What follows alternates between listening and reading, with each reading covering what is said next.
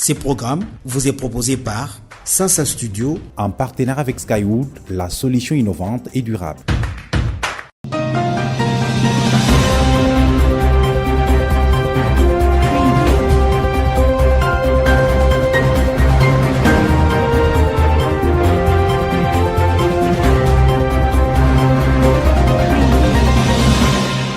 Très ravi de vous retrouver pour cette livraison de Sasa Magazine. Mesdames et messieurs, bienvenue.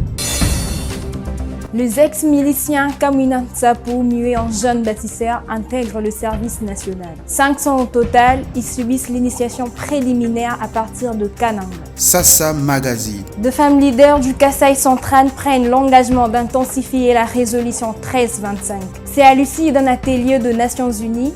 Objectif: réduire les inégalités dans la participation du genre.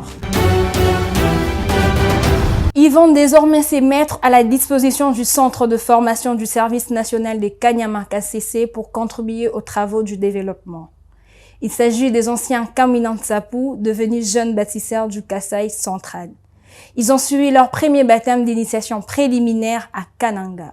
Reportage de Freddy Miliombwebwe, rendu par Espérant Daniel Kamboul. Ces 500 ex-miliciens font partie de la première vague des candidats bâtisseurs identifiés par la Fondation Topin Kabongo. Pour le directeur des ressources humaines du service national, Poncien Kabo Bakazadi, l'objectif est d'assurer leur réintégration au sein de la société. Nous voulons faire de ces frères-là, n'est-ce pas, qui à un moment donné étaient comme des brebis égarées. Nous voulons les ramener à l'esprit de la nation, à l'esprit de servir la nation, les ramener au métier pour qu'ils apprennent les métiers et qu'ils servent le pays au lieu de servir le pays avec les armes à la main dans la rébellion. Mais nous voudrions que nous puissions les remettre sur les rails afin de les rendre utiles à la société. Comment est-ce que nous allons les rendre utiles à la société?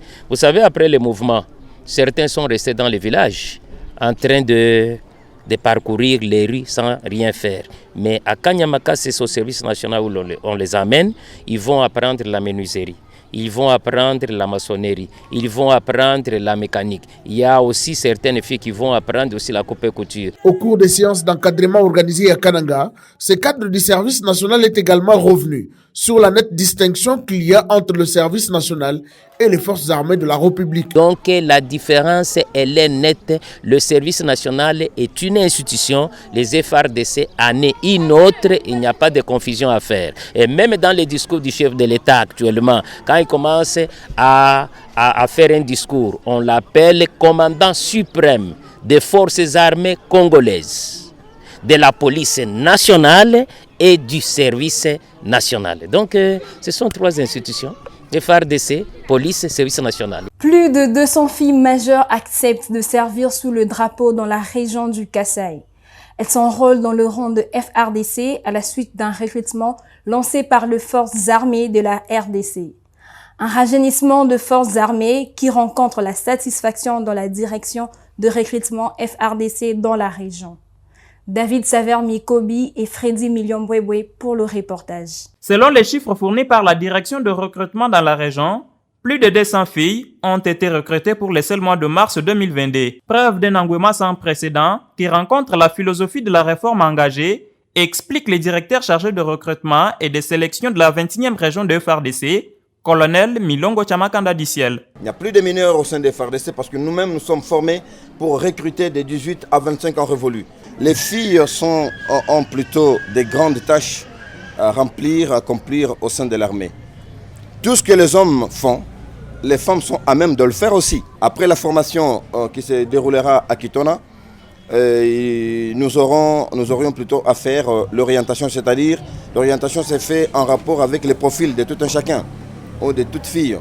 Alors, nous allons voir qui a fait quoi aux humanités et qui pourra faire quoi dans l'armée. Rachel Massanka, l'une des nouvelles recrues, qui justifie le choix de ses services par les soucis de servir la nation, invite les autres filles à lui emboîter les pas. L'intérêt qui nous a poussé d'embrasser cette vie d'armée. Nous avons trouvé des colonels, des ministres féminines. Alors, pour réaliser ces rêves, nous avons raisonné avec cette chance que notre président, commandant suprême, M. Félix-Antoine Tshilombo Tshisekedi, nous a offerte pour saisir cette opportunité de façon que demain le lendemain, qu'on voie aussi parmi les colonels, parmi les capitaines, les majors, les femmes aussi apparaître dans ça. Précisons que ces filles âgées de 18 à 25 ans, qui viennent des provinces de Lomami, Kasaï oriental et Kasaï central, bénéficiaires de cette opération spéciale de recrutement, vont passer au contrôle de l'UNICEF avant leur évacuation vers les sites de regroupement.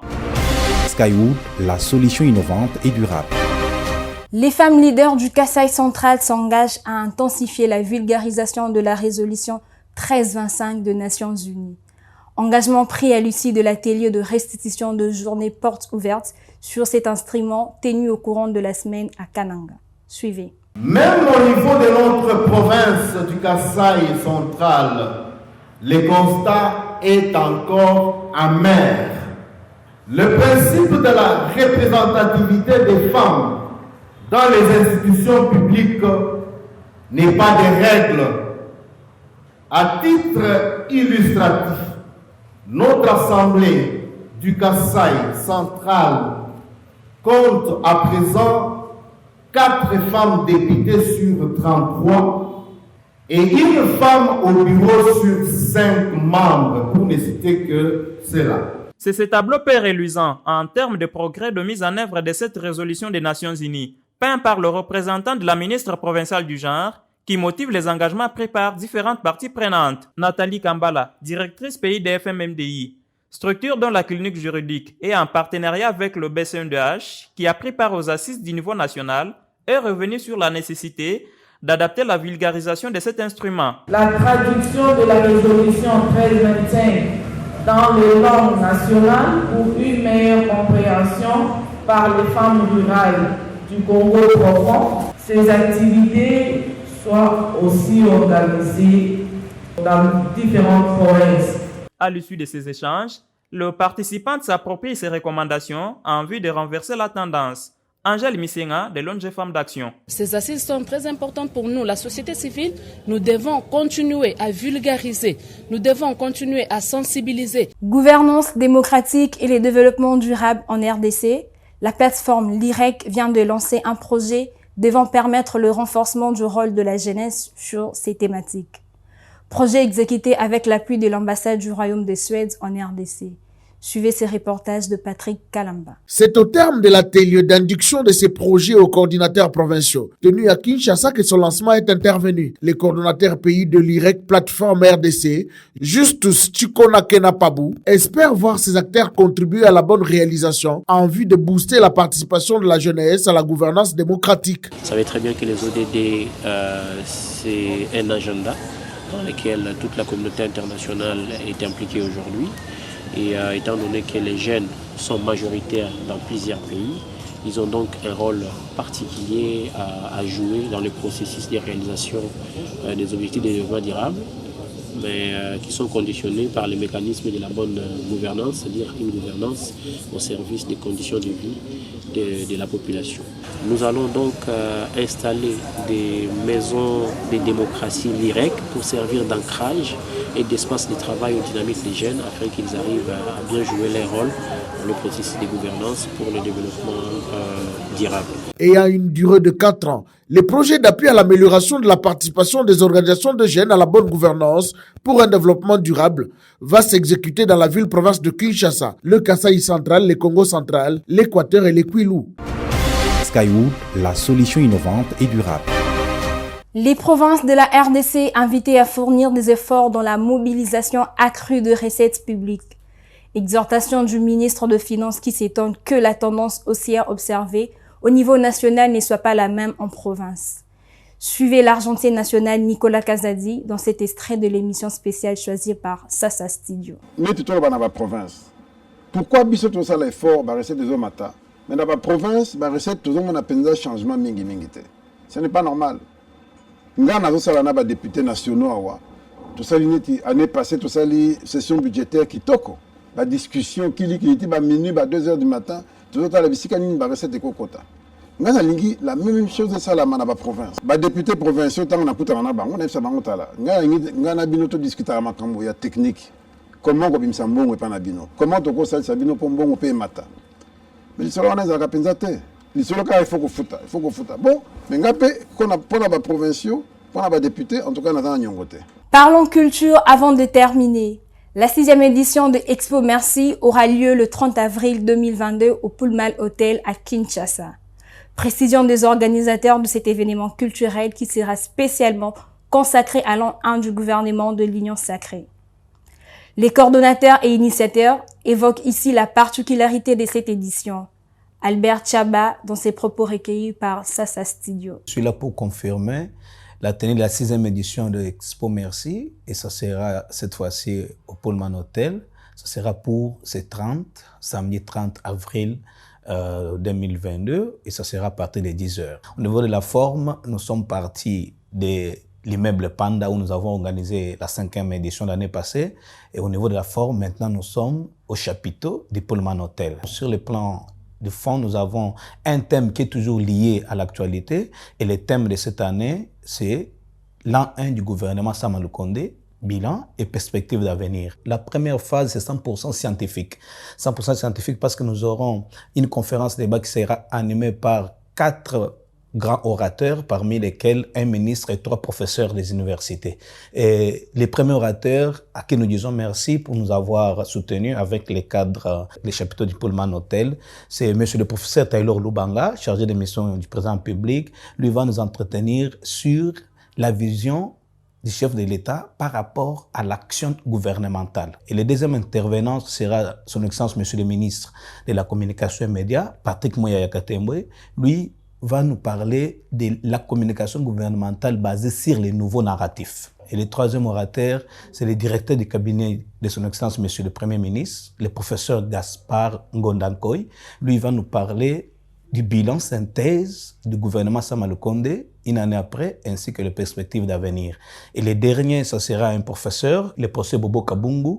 Lui va nous entretenir sur l'évaluation des politiques publiques en République démocratique du Congo. La partie artistique, cette fois-ci, nous n'allons pas exposer les tableaux portraits comme ça a été à la 5e édition, mais nous allons plutôt exposer les tableaux de peintures qui plongent certains messages par rapport à ce que nous avons constaté chez certains mandataires. Environ 7 mandataires ont très bien accompagné l'action gouvernementale, l'action du gouvernement d'Union sacrée. Une année après, il y a 7 mandataires qui se sont distingués par leur façon de travailler. Et par exemple, l'IGF, si j'arrive à citer les services nationaux, si j'ai cité la DGI, les FONER avec un management exemplaire, une dame qui dirige les FONER.